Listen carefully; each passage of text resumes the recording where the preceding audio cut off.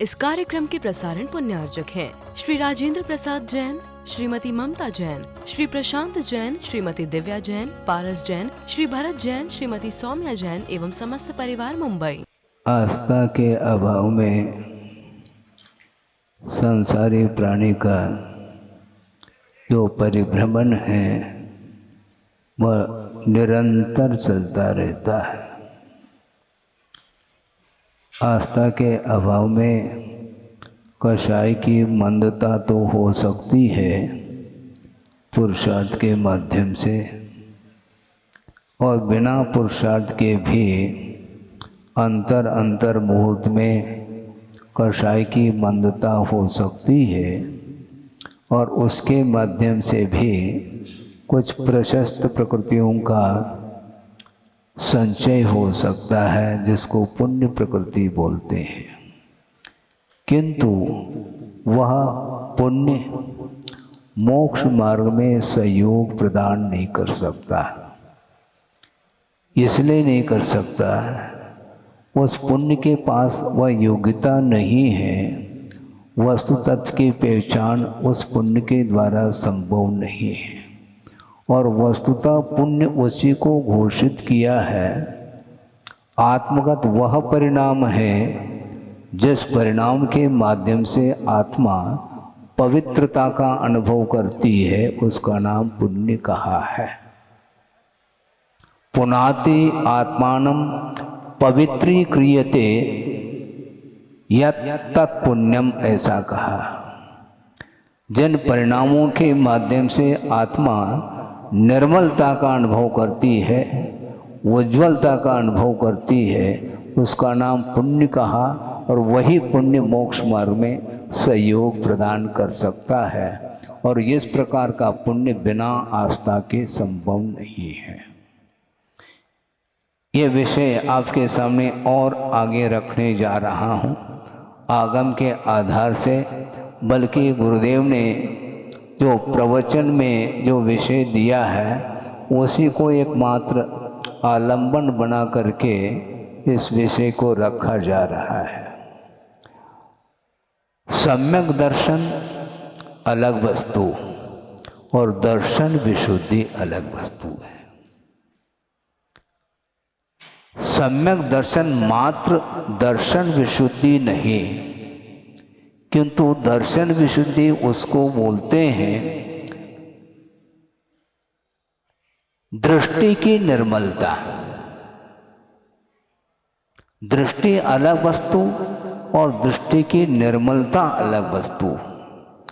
सम्यक दर्शन प्राप्त होने के उपरांत भी प्रति समय दृष्टि में निर्मलता हो अनिवार्य नहीं है। और यहाँ पर दृष्टि की निर्मलता का अर्थ क्षायिक सम्यक दर्शन को भी नहीं लिया गया। ये इस विषय को ध्यान में रखना चाहिए, क्योंकि क्षायिक सम्यक दर्शन उत्पन्न होने के उपरांत क्षोभम सम्यक दर्शन की अपेक्षा से वह बहुत कुछ निर्मल है, किंतु उसके पास ये अनिवार्य नहीं है कि वह तीर्थंकर प्रकृति का बंध कर ले।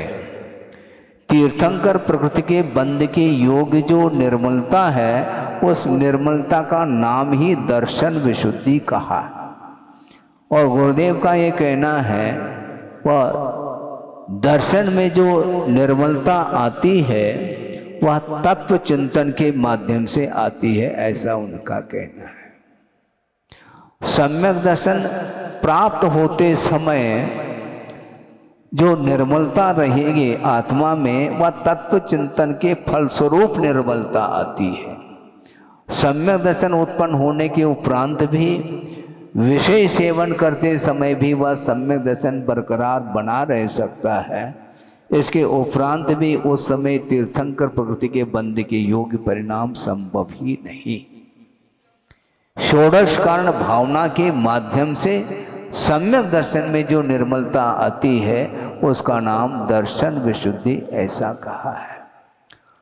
तत्व चिंतन की ओर दृष्टि जाना बहुत कठिन है, और तत्व चिंतन की ओर दृष्टि असंयम की भूमिका में भी जा सकती है, जाती है।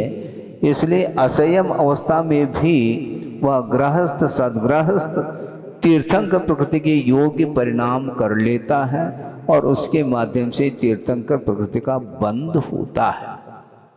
विश्व कल्याण करने के लिए बंधन भी बहुत आवश्यक है। वह बंध जो हो रहा है वह बंधन के लिए कारण नहीं, किंतु पूरे विश्व को ही बंधन से मुक्त कराने में वह एकमात्र साधकतम है।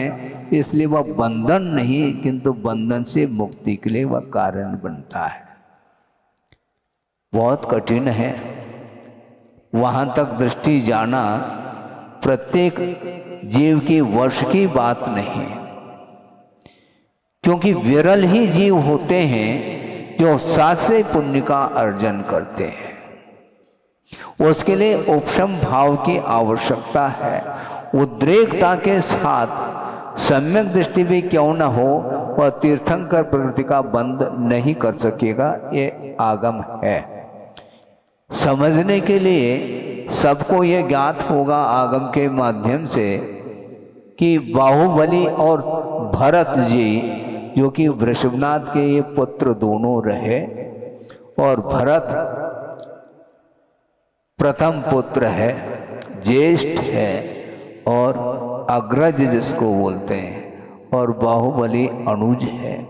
दोनों अवधि ज्ञानी, दोनों उसी भव से मुक्त होने वाले, दोनों के पास क्षायिक सम्यक्त्व है। इसके उपरांत भी तीर्थंकर प्रकृति के योग्य परिणाम उनके अंदर नहीं है, और वृषभनाथ भगवान के अंदर तीर्थंकर प्रकृति के योग्य परिणाम उनके अंदर थे पूर्व भव में, और उसके माध्यम से तीर्थंकर प्रकृति का बंध उन्होंने किया, और उसके माध्यम से विश्व का कल्याण उनके निमित्त से होने वाला है। इसलिए एक सामान्य केवली और तीर्थंकर केवली में इतना अंतर देखने में आता है। हालांकि केवल ज्ञान के अपेक्षा से इन दोनों में कोई भी फर्क नहीं है, क्योंकि केवल ज्ञान क्षायिक हुआ करता है। केवल ज्ञानावरणी कर्म के क्षय से उत्पन्न होने वाला वह केवल ज्ञान, उसमें किसी भी प्रकार से कोई व्यत्यास नहीं, अर्थात अंतर नहीं है। सामान्य और विशेष ये जो भेद आया है, ये तीर्थंकर प्रकृति के बंध की विशेषता को लेकर के आया है। इसलिए विश्व कल्याण की भावना रखने वाला व्यक्ति, उसके अंदर जो परिणाम होते हैं वह विशिष्ट परिणाम माने जाते हैं।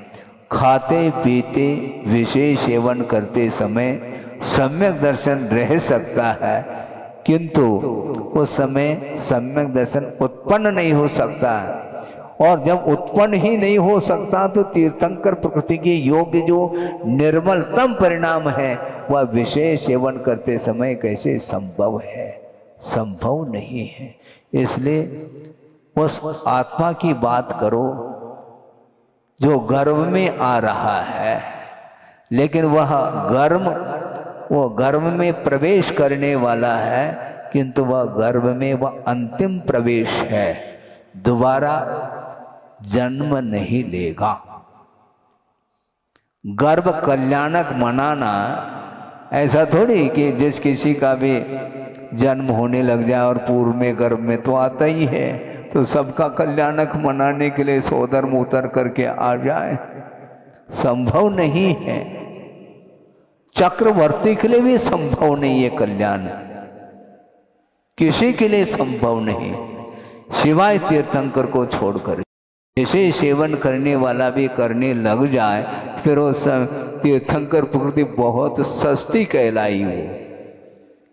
किसी को भी सोचो विचार करो, चक्रवर्ती के लिए यह सौभाग्य प्राप्त नहीं हुआ, बाहुबली के लिए भी नहीं हुआ, और इधर राम जिसको बोल क्षायिक सम्य दृष्टि है, मर्यादा पुरुषोत्तम की संज्ञा उनको मिली है, इसके बावजूद भी तीर्थंकर प्रकृति का बंध उन्होंने नहीं किया, जबकि रावण ने करेंगे भविष्य में, पात्रता उनके अंदर आएगी। तो इसलिए कुछ ऐसे ही विशिष्ट परिणाम होते हैं, जीवगत परिणाम, जिसके माध्यम से विश्व कल्याण के भाव जागृत हो जाते हैं और उनके निमित्त से ही असंख्यात जीवों का कल्याण हो जाता है। इसलिए तत्व दृष्टि होना अत्यंत कठिन है। जो व्यक्ति निरंतर आकुल व्याकुल हो रहा है उसके लिए ये सब संभव नहीं है। धार्मिक क्रिया करते हुए भी व्यक्ति आकुल व्याकुल हो रहा है, ये क्यों? नियंत्रण नहीं मन के ऊपर। उपयोग जिसका शांत है वो उसमें ही ये सब कुछ संभव है। हमने कई बार देखा है, क्योंकि हमें अनुभव कम है, आपको ज़्यादा है, क्योंकि आप आहार दान देते हैं, हमने शायद ही एक आध बार दिया होगा। और आहार दान देते समय आपका मन निराकुल हो, संभव नहीं। देना है लेकिन आकुल व्याकुल क्यों? दर्शन करना है तो आकुल व्याकुल क्यों होते हैं आप लोग? हम बाहर से निकले नहीं दौड़ लगाने, अरे कहीं जा थोड़े रहे भैया, आप शांति से दर्शन करो। आपको दर्शन नहीं करना, दर्शन करना तो शांति से कर सकते हैं, लेकिन वो होता नहीं महाराज। इसी को बोलते हैं नियंत्रण का अभाव। भगवान के सामने ऐसे करते हैं क्या? शायद ही करते होंगे, नहीं, वहां पर नहीं करेंगे, क्योंकि भगवान देखते ही नहीं कौन पूजन कर रहा है, कौन अभिषेक कर रहा है, वो देखते ही नहीं। और हम देखते हैं, इसलिए आपके अंदर वह आकुलता और जागृत होती। महाराज हमारी तरफ आप क्यों नहीं देख रहे हैं? अरे आपको पूजन करना है, हम देखें अथवा न देखें इससे क्या प्रयोजन है आपको? आप अपना काम करो ना, आप अपना कर्तव्य करो। किंतु कर्तव्य साइड में रह जाता है, वह राग उदीरित हो जाता है, इसके कारण ही वह गाफिल होता है। ये असंयम में इसी प्रकार होता है। अनुवृत्ति होने के उपरांत भी वह गाफिलता पूर्णतः समाप्त नहीं होती। सकल संयम की आवश्यकता, बल्कि सकल संयम में भी जब प्रमाद की भूमिका में आते हैं श्रमण लोग, उनका भी मन उस प्रमाद के कारण क्षुब्ध हो जाता है। असाता की उदीर्णा और साता की उदीर्णा छठे गुण स्थान तक ही बताइए। क्यों? ठीक है ना? हाँ बिल्कुल ठीक है, क्योंकि सिद्धांत है, बीच बीच में कहीं विस्मरण न हो, इसलिए पूछा जाता है। साता हो चाहे असाता हो, इसकी जब उदीर्णा होती है किसी भी पदार्थ के निमित्त को लेकर के, उस समय उसका मन, उसका उपयोग शांत नहीं रह सकता है। कब शांत होगा? शांत होने के लिए ही प्रतिक्रमण अधिक किए जाते हैं, फिर मन शांत हो जाता है और आकुलताएं समाप्त होती है, तब जा कर के वह सामायिक में लीन हो सकता है। गुरुदेव ने कहा था कि सामायिक के पूर्व में कम से कम 12 भावना का पाठ करो, जिसके माध्यम से आपका मन जो है ना प्रशस्त बन जाए। तो सामायिक की भूमिका के लिए वो बहुत आवश्यक है। और सामायिक के पूर्व ही मान लो कुछ ऐसी चर्चाएं चल रही हैं जिन चर्चाओं से कोई भी प्रयोजन सिद्ध नहीं हो रहा है, तो वह क्या सामायिक कर सकता है? अधिकतर असंयमी का जो काल है वह व्यक्ताओं में ज्यादा निकलता है और सतकथा में बहुत अल्पकाल निकलता है। स्वाध्याय की बात करेंगे, तत्व चर्चा की बात करेंगे, तो आपको वह तत्व चर्चा सुहाती नहीं, किंतु व्यक्ताओं को लेकर के घंटों आपका समय निकल जाता, पता नहीं पड़ता रात कैसे व्यतीत होती है। 12, 1, 2 बजे तक भी निष्प्रयोजन क्रियाओं में लग जाता है संसारी प्राणी, इसलिए उसका मन कभी भी शांत नहीं रह सकता। मन को शांत करने के लिए कषाय का शमन करना अनिवार्य शुद्ध होता है। जब तक वह कषाय शमित नहीं होगी तब तक वह तत्व चिंतन की भूमिका नहीं बन सकती है। इसलिए निरंतर तत्व चिंतन करने के फलस्वरूप तीर्थंकर जैसे विशिष्ट पुण्य का बंध होता है। वह बंध मुक्ति के लिए कारण है, स्वयं की मुक्ति के लिए भी और दूसरे की मुक्ति के लिए भी कारण है, क्योंकि इसमें विशिष्ट अनुग्रह का भाव निहित है। और इसी को बोलते हैं दान। अनुग्रहार्थम स्वस्य उत्सर्ग दानम कहा। स्वयं के ऊपर और दूसरे के ऊपर अनुग्रह का जो भाव होता है विशिष्ट, उसका नाम ही दान है। केवल आहार दान ही नहीं, क्या केवल आहार दान को आप लोगों ने प्रमुख माना है? आहार दान भी है ऐसा कहो ना, अनेकांत का सहारा ले लो। आहार दान भी है, औषध दान भी है, आश्रय दान भी है, ज्ञान दान भी है, ये नहीं है क्या? तो इन सभी दानों में सुनो, इन सभी दानों में वही विधि जो आहार दान की विधि है। पात्रा पात्र का विवेक रखे बिना हम जिस किसी के सामने हम दान की बात करेंगे तो उपयुक्त नहीं है। पात्र होना चाहिए जिसके अंदर बहुमान जागृत होना चाहिए मार्ग के प्रति, सच्चे देवगुरु शास्त्र के प्रति आदर भक्ति का भाव जिसके अंदर उमड़ रहा है, वह वस्तुतः देशना का पात्र माना जाता है। देशना लब्धि के बिना सम्यक की उत्पत्ति नहीं होती है। इसलिए जिस किसी के सामने हम तत्व चर्चा करना पसंद नहीं करते हैं, आचार्यों ने कहा सामान्य रूप से भाषा समिति का आलम्बन ले करके उपदेश दे दें, इतना ही पर्याप्त है। क्योंकि षटखंड आगम जैसे जो गूढ़ सिद्धांत ग्रंथ हैं, उसको यदि खोलेंगे किसी के सामने, उसको बात कुछ समझ में आएगी नहीं और उसके प्रति आदर का भाव और अरुचि बढ़ती चली जाती है। जिसके अंदर रुचि है उसी को दिया जाता है। भूख होनी चाहिए, भरपेट भोजन करके बैठा है तो उसके लिए थाली परोस दे, रुचि नहीं उसकी। तो उसी प्रकार इसमें रुचि जागृत होनी चाहिए। भले उसके अंदर सम्यदर्शन हो अथवा ना हो, किंतु कषाय यदि मंद है तो उसमें स्वीकृति आ सकती है। कैसे कैसे उदाहरण मिलते हैं आगम ग्रंथों में, पढ़ा नहीं है क्या? आपको विस्मय होगा। ये भी कोई त्याग है आप कह सकते हैं। कौन सा? पहली मछली छोड़ो। क्या कहा? पहली मछली छोड़ो, त्याग का उपदेश है। तो दूसरी मछली को ग्रहण करो ऐसा उपदेश दे रहे हैं क्या? ग्रहण करने का उपदेश नहीं, क्योंकि मेरे उपदेश के बिना ग्रहण कर रहा है वो, इसलिए त्याग का उपदेश दिया है।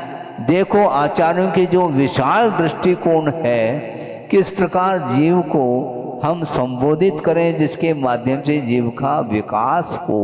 तो विकास की दृष्टि होनी चाहिए, तो उसके अंदर पात्रता आती है, लाने वाला चाहिए। किंतु हाथ जोड़ता है जी महाराज। हाँ। और आप कहेंगे इसमें ये कौन सा त्याग है? ये भी कोई त्याग है क्या? हाँ ठीक है, अब बहुत ऊपर उठ गए ना। हाँ, इसलिए ये मन में भाव आ रहा है, ये भी कोई त्याग है क्या? आपका स्तर बड़ा हुआ है, किंतु उस स्थान से आप गुजर गए हैं, ये ध्यान रखो।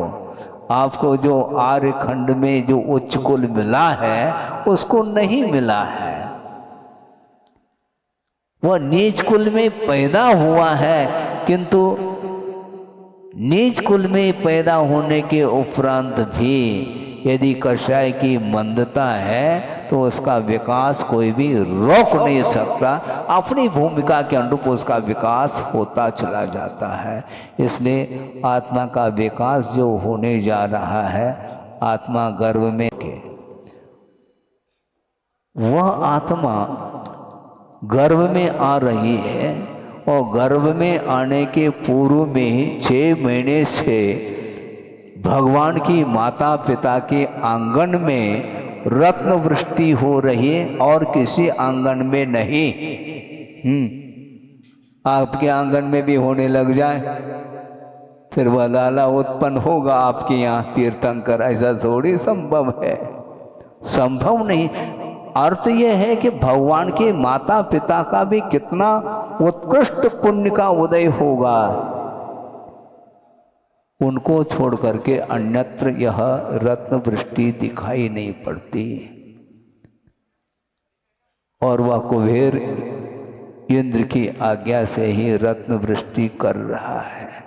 अभी गर्भ में आया नहीं, आने के बाद जो प्रभाव है वह अलग क्वालिटी का, आने के 6 महीने पूर्व में ही इतना प्रभाव देखने में आ रहा है। और वह गर्भ में आने के उपरांत भी वह आत्मा गर्भ में है, अभी बाहर नहीं।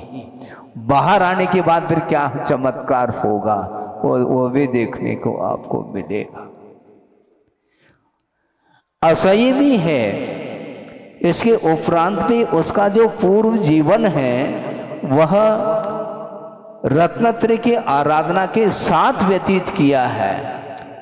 भयंकर उपसर्ग भी हो जाए तो भी साम्य भाव के साथ, शुक्ल लेशा के साथ, यहाँ तक कि संभव है शुक्ल ध्यान भी संभव है। जो उपसम श्रेणी में चढ़ा हुआ है और प्रथम शुक्ल ध्यान के अवसर पर वह उपसर्ग हुआ है, इसके उपरांत भी उनकी दृष्टि बाहर नहीं जा रही है। अंतर्दृष्टि इसी को बोलते हैं। एक क्षण के लिए भी अनुकूल वातावरण में भी हमारी दृष्टि अंतर्दृष्टि हो जाए तो हम निहाल हो जाए, किंतु विपरीत वातावरण में भयंकर उपसर्ग हो, जैसे सुकोशल है, सुकमाल है, गजकुमार है, 5 पांडव है, ये सारे सारे आपके लिए मिसाल है। सोचो विचार करो, एक मच्छर बैठ जाए बदन पर फिर समझ में आ जाएगा सामायिक की क्या स्थिति बनती है।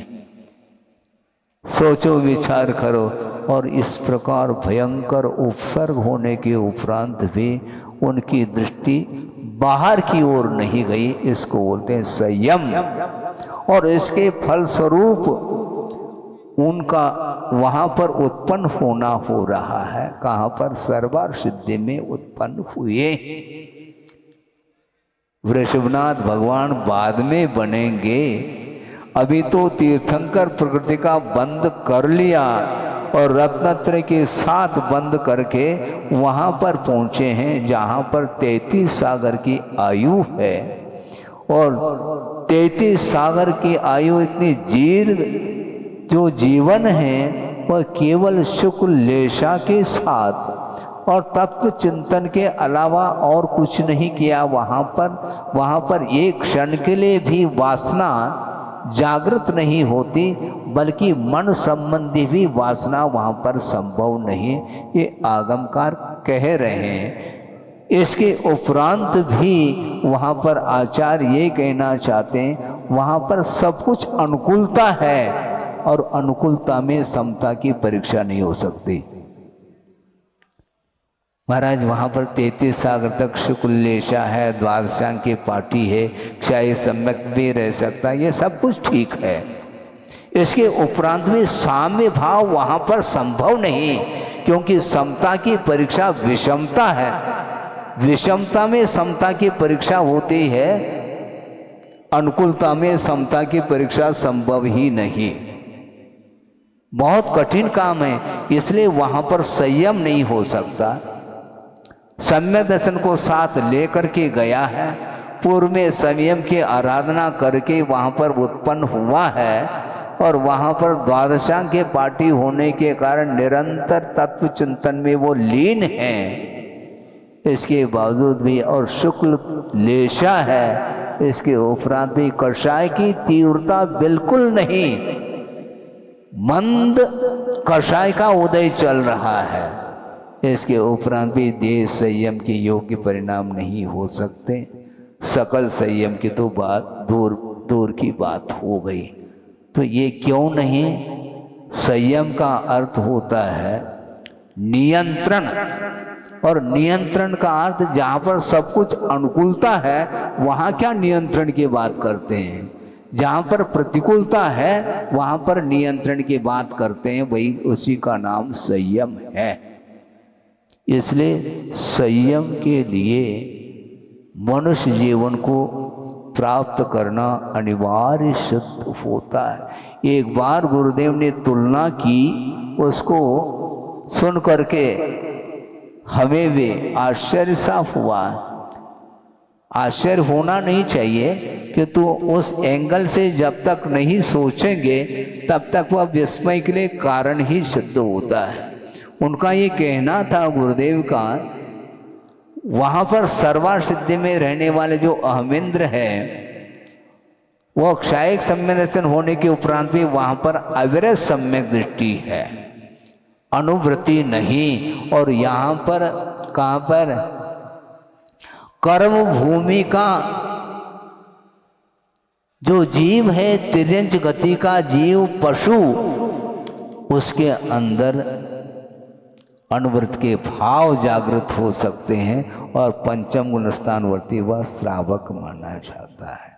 और उस क्षायिक सम्यक दृष्टि के अपेक्षा से भी असंख्यात गुणी निर्जरा कौन कर रहा है?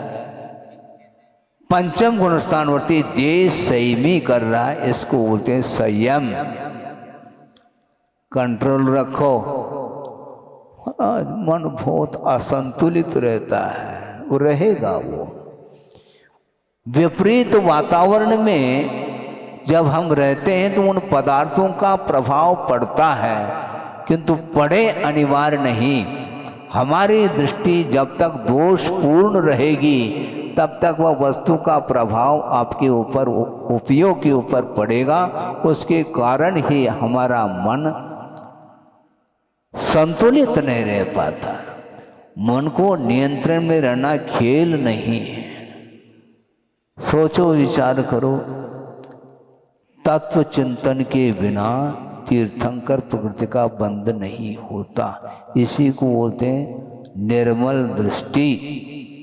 हाँ, निर्मल दृष्टि का नाम दर्शन विशुद्धि। सम्यक दर्शन मात्र दर्शन विशुद्धि नहीं, किंतु दृष्टि की जो निर्मलता है उसका नाम दर्शन विशुद्धि, और वह तत्व चिंतन की भूमिका में ही संभव है, ऐसा कहा है। क्योंकि तीर्थंकर प्रकृति के बंध का जो प्रारंभक होता है, बंद करने वाला वह मनुष्य ही होता है, कर्म भूमि का, और वह सम्यक दृष्टि होता है। कोई भी सम्यक दृष्टि हो, चाहे वो उपशम सम्यक दृष्टि हो, क्षायिक हो, क्षौपशमिक हो, चतुर्थादि चांद गुरुस्थान वर्ती ही तीर्थंकर प्रकृति के बंध का वह स्वामी माना गया है। बाद में वह नरक गति में भी तीर्थंकर प्रकृति की धारा चालू हो सकती है। पूर्व में उसने बंद किया था मिथ्यात्व अवस्था में नरकायु का, इस अपेक्षा से।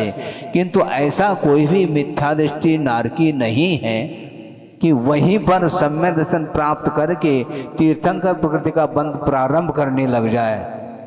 क्यों? षोडश कारण भावना वहाँ पर संभव नहीं। यहाँ पर कहाँ पर? नरक गति में। यहाँ पर बंद करके गया है, इसलिए वह उसकी धारा बनी हुई है।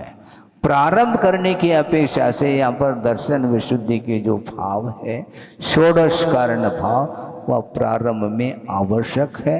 इसलिए तत्व दृष्टि ही निर्मल दृष्टि मानी जाती है। तत्व का अर्थ स्वरूप होता है। स्वरूप की ओर जब दृष्टि जाती है उस समय विश्व कल्याण करने का भाव जागृत होता है। उसमें भी विरल ही जीवों के लिए वह संभव है। विरलो अज्जदि पुण्यम कहा, जो विशिष्ट पुण्य का अर्जन करने वाले विरल ही होते, वह कौन? सम्मा इट्ठी कहा, विरलो अजद पुण्यम सम्मा दिट्ठी वही संयुक्तु।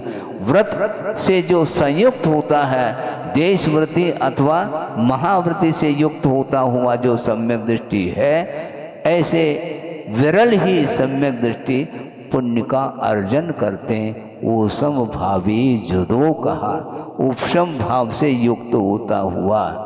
और निंदन ग्रहाय संयुक्तो, अपनी आत्मा की निंदा और ग्रहा से युक्त होता हुआ वह सम्यक दृष्टि इस प्रकार विशिष्ट पुण्य का संचय करता है। वे आने वाली है, उसके पूर्व में ये दशा है, और जन्म लेने के उपरांत फिर क्या दशा, और फिर दीक्षित होने के उपरांत कथाई हम अवर्णनीय विषय हो, अकथनीय विषय माना जाए। हम कथा क्या कर सकते हैं उस विषय में? गणधर परमेष्टि भी असमर्थ सिद्ध होते हैं वस्तु तत्व के विश्लेषण करने में, क्योंकि केवल ज्ञान के माध्यम से जो वस्तु की विराटता जानने में आती है वह छद्मस्त ज्ञान के द्वारा संभव नहीं। इसलिए जो केवल ज्ञान गम्य विषय है वहाँ तक हमें पहुँचना है, तो कम से कम शांति के साथ बैठ कर के सुनो तो सही। अभी हमने आपको मौन दे दिया क्या? आप शांत बैठे हैं, किसी के अंदर कोई आकुलता नहीं, और जो ही जन्मानी स्थिति हुई फिर शोरगुल चालू। क्यों? वह स्वभाव है, और ये स्वभाव नहीं है, ये तात्कालिक है। क्योंकि प्रवचन सुनना है, बहुत अच्छा विषय देंगे महाराज, एकाग्र होकर के सुनना, और सुनने के उपरांत उसके बाद तुरंत वह विषय डिलीट हो जाता है, अपने स्वभाव में आ जाता है। वो आता है, इसी का नाम प्रकृति है। ये वैभाविक स्वभाव इसी को बोलते हैं। उसको समाप्त करने के लिए भव लग जाएंगे, कितने भव लग जाएंगे हम कह नहीं पाएंगे। और वृषभनाथ भगवान का जो जीव निर्वाण को प्राप्त हुआ है, कितने भव में उन्होंने साधना की होगी, किस ढंग से की होगी, उसका व्याख्यान हम नहीं कर पाएंगे। क्योंकि व्याख्यान करने के लिए अपने भीतर भी तो योग्यता होनी चाहिए। हम कहाँ तक विश्लेषण कर पाएंगे? संभव नहीं है। और विश्लेषण करना फिर भी सरल है, किंतु उसको जीवन में प्रैक्टिकल रूप उसको देना अत्यंत कठिन हो जाता है। हाँ, जीवन में उतारना बहुत कठिन है बंधुओं। अपने आत्मानुशासनकार गुणभद्र स्वामी हुए, उन्होंने एक श्लोक दिया है, वह मूल श्लोक भी मुझे स्मरण में है, और उसका जो अनुवाद किया है गुरुदेव ने वह भी मुझे स्मरण में है। इसलिए संस्कृत श्लोक को ना कह करके, क्योंकि उसमें जटिलता हो सकती है, अनुवाद आपके सामने रख रहा हूं। उभय लोक की हित की बातें। आप सुन रहे हैं? हिंदी समझ में आ रही क्या नहीं? हाँ, इंग्लिश तो नहीं बोल रहा हूं मैं। उभय लोक की हित की बातें कई सुनाते सुनते थे। उभय लोक की हित की बातें कई सुनाते सुनते थे, विगत काल में भी दुर्लभ थे, सुनते सुनते गुनते थे। विगत काल में भी दुर्लभ थे। कौन?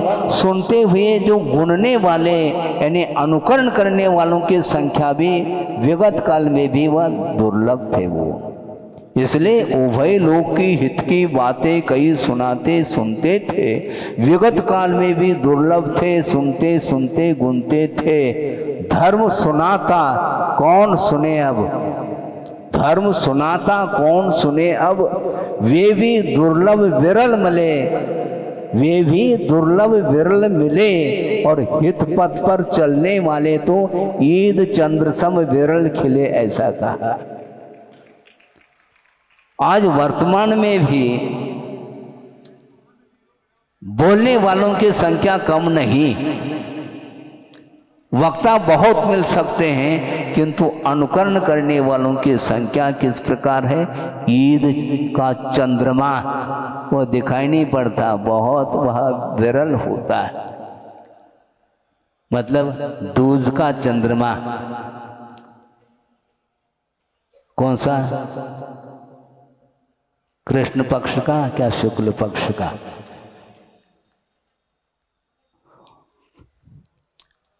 पूर्णिमा के दिन तो सारे कलाएं व्यक्त हो चुकी हैं चंद्रमा के। अब कृष्ण पक्ष चालू हो जाता है और कृष्ण पक्ष पूर्णतः समाप्त होते ही अमावस्या आ जाती। उस अमावस्या के बाद जो शुक्ल पक्ष लगता है उसमें जो दूज का चंद्रमा है वह किसी की आंखों में देखने में नहीं आता। उसी प्रकार वर्तमान इस कलिकाल में, पंचम काल में हित पथ पर चलने वालों की संख्या बहुत दुर्लभ है, ऐसा कहा है। इसलिए प्रैक्टिकल पेपर टू टफ है, बहुत कठिन है वो। और थ्योरेटिकल हाँ, उसमें पसीना थोड़ी आता है। कथन करने में पसीना नहीं आएगा, त्याग करने में पसीना आता है। और त्याग में भी उत्तम त्याग की बात करो, मात्र त्याग नहीं। हमने पहले भी बात आपके सामने रखी, फिर से रिपीट कर रहा हूं। मान लो कोई 100 रुपए का दान कर रहा है, वह उत्तम त्याग के कोटि में है, किंतु एक 100 रुपए का नोट लगा रहा है। मतलब लगाना अर्थात समझ गए आप? 100 रुपए का नोट लगा रहा है, दे नहीं रहा दान स्वरूप। 100 रुपए लगाएंगे तो 1 लाख आ जाएंगे। लॉटरी टिकट में होता क्या है? यही तो होता है, यही होता है ना, यही होता है। वह 100 रुपए लगाया है, व्यवसाय के लिए लगाया है। दुगुना तिगुना 10 गुना कमाने के लिए वह लगा रहा है। 1000 रुपए भी लगा सकता है, 1 लाख रुपए भी लगा रहा है, दान नहीं कर रहा है वो। वहां पर आदान का भाव है, वहां ग्रहण भाव है, त्याग भाव नहीं। और जहां पर ग्रहण भाव का अभाव है और ग्रहण भाव के अभाव के साथ यदि छोड़ा है तो उत्तम त्याग के कोटि में आता है। इसलिए ये बहुत कठिन है बंधुओं, ये कथन करना बहुत सरल है किंतु उसको अपने जीवन में उतारना कठिन है। इस प्रकार कितने भाव से विश्वनाथ भगवान ने पुरुषार्थ किया होगा, इस विषय में हम और आपकी बुद्धि काम नहीं कर रही है, क्योंकि एक दिन की साधना नहीं है। विश्व कल्याण की भाव आना, कितनी बार उन्होंने साधना की होगी, कितनी बार चारित्र को अपनाया होगा, फिर बाद में कहीं जा करके कषाय में मंदता आती है और सम्यक दर्शन के साथ विश्व कल्याण के भाव भी उनके अंदर आ जाते हैं। ये दृष्टि दोष माना जाता है। दृष्टि दोष में, दृष्टि में निर्मलता नहीं आ सकती। गुरुदेव ने एक छोटा सा दृष्टांत दिया था, उसको आपके सामने रख करके पूर्ण कर रहा हूँ।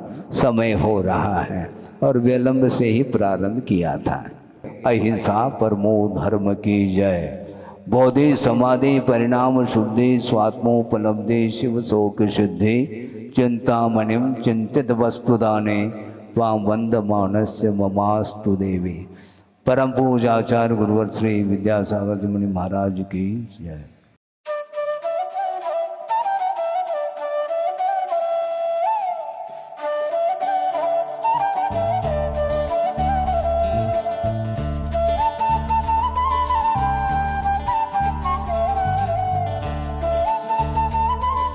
इस कार्यक्रम के प्रसारण पुण्यार्जक हैं श्री राजेंद्र प्रसाद जैन, श्रीमती ममता जैन, श्री प्रशांत जैन, श्रीमती दिव्या जैन, पारस जैन, श्री भरत जैन, श्रीमती सौम्या जैन एवं समस्त परिवार मुंबई।